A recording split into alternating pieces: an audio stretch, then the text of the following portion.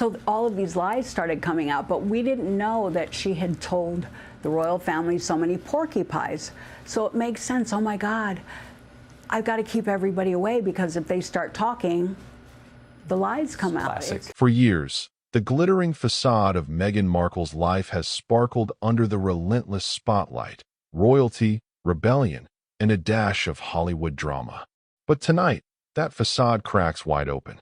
Imagine this: a hidden surgery at just 28 that shatters the possibility of motherhood.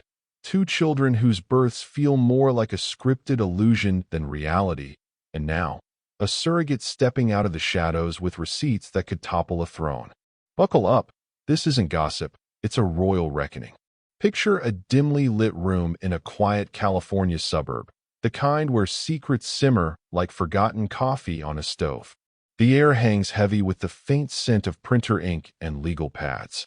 Samantha Markle, Meghan's estranged sister, sits there, not with fireworks or fury, but with the calm precision of someone dropping a truth bomb wrapped in velvet.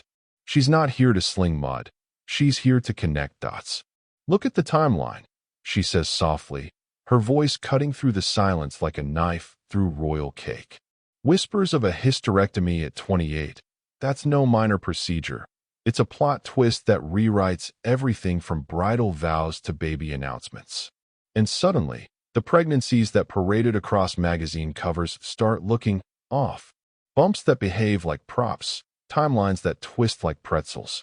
If Samantha's right, Archie and Lilibet aren't just kids. They're enigmas wrapped in enigma sauce. Let's slow this down, build it brick by brick, like constructing a sandcastle while the tide creeps in. Flashback to 2018. Harry and Meghan, fresh off their fairy tale wedding, announce they're expecting. The world cheers, confetti flies, tabloids explode. But behind the palace curtains, where the air smells of polished silver and ancient protocol, something doesn't add up. Royal bloodlines aren't just family trees. They're ironclad ledgers, guarded like the crown jewels. Surrogacy. In most worlds, it's a high five to modern medicine, a heroic woman helping dreams come true. But in the Windsor's realm, it's like sneaking pineapple on pizza into a gourmet Italian feast, delicious for some, heresy for others. Titles, succession, eligibility, all hinge on that direct, born-of-the-body rule. Admit it openly, and you're golden. Hide it. You're juggling dynamite in a room full of lit matches. And Meghan, ever the rebel with her sleek suits and defiant stares, couldn't afford a single crack in her armor. Or could she? Humor me for a second, because let's face it, royal life is ripe for a chuckle. Imagine Harry, the ginger prince who once partied in Vegas like it was his job, now navigating fertility clinics instead of polo fields. Darling, past the embryo catalog? It's absurd, like Downton Abbey meets a bad rom-com. But the laughs fade when the emotional stakes sink in. For Meghan, this isn't just about privacy. It's a psychological fortress. The weight of public scrutiny, the ghost of Diana's hounded life, the pressure to be the perfect Duchess mom. Every hidden truth chips away at her core, turning vulnerability into a cage. And Harry? The spare who became the escape artist, now trapped in a web of his own weaving. Insiders whisper of his unraveling, snappy moods, isolated nights staring at the Pacific, the paranoia of leaks seeping into his dreams like cold fog rolling off the ocean. We ease into the scene. A bustling Beverly Hills clinic, sterile white walls echoing with the soft hum of machines, the faint antiseptic tang biting the air. Enter DL, no initials for Drama Llama, though that'd be fitting in this circus. She's unassuming, her voice steady as she drops the bombshell. I carried Archie. I carried Lilibet. No tears, no theatrics, just raw clarity that hits like a thunderclap in a library. She's not a side character. She's the surrogate, the vessel in the shadows while Meghan glowed in the spotlight. Feel the tension build. Private meetings in hushed-back rooms, contracts thick as novels smelling of fresh ink, promises of anonymity that evaporated like morning dew. DL describes the isolation, The way she was treated not as a woman, but as rented real estate. The emotional toll? Crushing.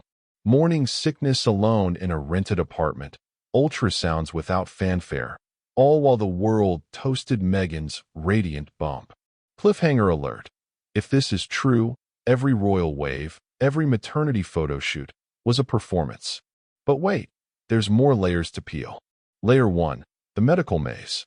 DL unveils appointment logs, embryo schedules syncing perfectly with Meghan's announcements, like a Swiss watch ticking in tandem with a Hollywood script. Sensory overload. The crinkle of paper under her fingers, the cold gel of ultrasounds on her skin, dates stamped in unforgiving black ink.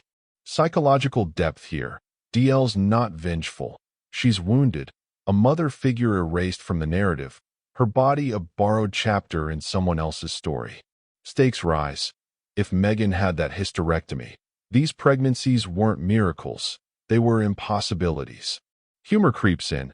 Imagine the royal PR team scrambling like Keystone cops, trying to glue a moon bump back on without anyone noticing.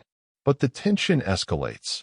Bank statements flutter into view, wire transfers slithering through shell companies, payments that scream, hush money, louder than a tabloid headline.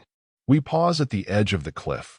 DL's NDA, a beast of a document, threats woven into every clause like thorns in a rosebush.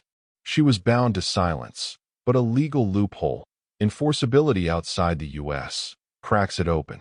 Feel the pulse quicken, the air thickens with anticipation. And then, the major twist explodes in the second half. Harry wasn't the oblivious Prince Charming. DL stares into the camera, her eyes steady. He was there. He signed. He knew. Boom! The narrative flips. No longer Meghan's solo secret. It's a duo's deception.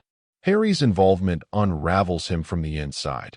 Sources paint a man haunted, snapping at shadows, cutting ties like overgrown vines, his once rebellious spirit now a prisoner of paranoia. The emotional stakes skyrocket, a prince torn between love and legacy, drowning in the anxiety of exposure, the scent of regret lingering like stale cologne. Escalation hits fever pitch. Cut to Buckingham Palace, grand halls echoing with urgent whispers, the musty aroma of history clashing with modern crisis. Advisors huddle, papers rustling, faces etched with worry lines deeper than the Thames. Constitutional experts dissect the rules. Surrogacy undeclared? That's not scandal, that's seismic. Archie and Lilibet's titles, their spots in line, all teeter on a knife's edge. Sir Edward Lane's voice echoes from the grave. Deception is the dagger. The palace isn't yelling. It's strategizing in silence, the kind that hums with unspoken dread. Cliffhanger. If DL's ultrasounds and DNA challenge go public, live, unfiltered, with experts swabbing cheeks on camera, no spin can save them. The tension coils tighter than a spring. Will the monarchy bend or break? Now, the cinematic unwind. Fade to a misty Montecito morning, waves crashing against cliffs like unresolved questions. DL stands firm, more documents in hand, her challenge a gauntlet thrown into the royal arena. Meghan's silence? A fortress cracking under siege. Harry's unraveling? A tragic echo of his mother's fate. The palace's panic? A reminder that even crowns can corrode. This isn't just a story of surrogacy. It's a meditation on truth's relentless march, how secrets fester in the soul, eroding empires from within. In the end, the fairy tale doesn't dissolve. It transforms, revealing the human frailty beneath the glitter. The truth isn't knocking anymore. It's kicking down the door. And when it does, the world watches, breathless, as the pieces fall where they may.